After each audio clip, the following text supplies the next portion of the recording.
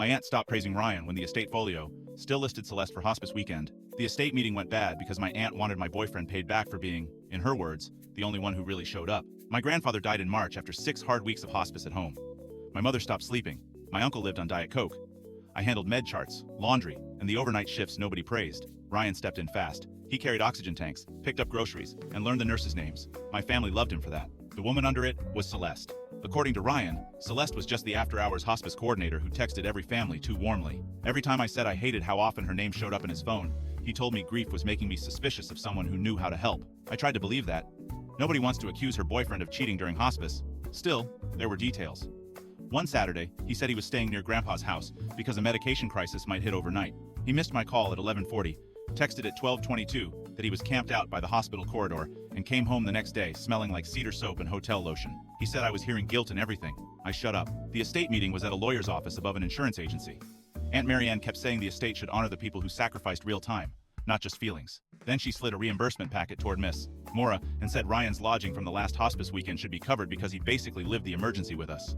Miss Mora opened the packet and handed the top folio to my mother because the estate card was in her name. My mother read the first lines, stopped, and passed it to me. Harbor Birch Inn, room 407, Saturday check-in, Sunday late checkout.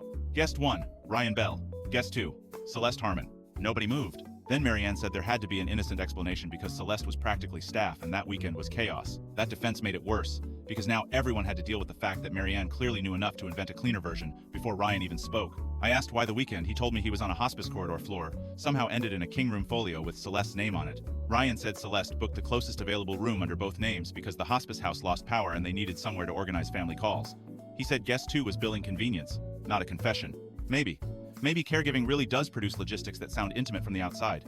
Maybe I had waited too long for one clean piece of paper and decided this was it, because I needed it to be. Then Miss Mora turned the page. Attached to the folio was the amenity slip. Dinner credit for 2 redeemed. Quiet floor request confirmed. 1 robe charge removed at guest request. That was the turn. Up to then, the room could still tell itself I was converting hospice paperwork into relationship evidence. Once the robe charge and dinner credit sat in the same packet as the estate reimbursement request, nobody could keep pretending this was just caregiving under pressure. My uncle asked why an emergency weekend needed dinner for 2 and a robe. Marianne tried one last rescue and said hotels bundle strange things together.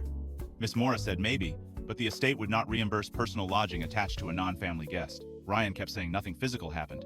Maybe it never did. The folio did not prove sex. It proved a hidden overnight, a lie about where he slept, and a woman I had been told not to worry about occupying the private parts of that weekend. I told Miss Mora the estate should deny the whole charge. By the time the meeting ended, nobody was praising Ryan for showing up anymore. They were arguing over whether Celeste crossed a line in a crisis, or whether grief had simply made everyone except me willing to ignore what was already there.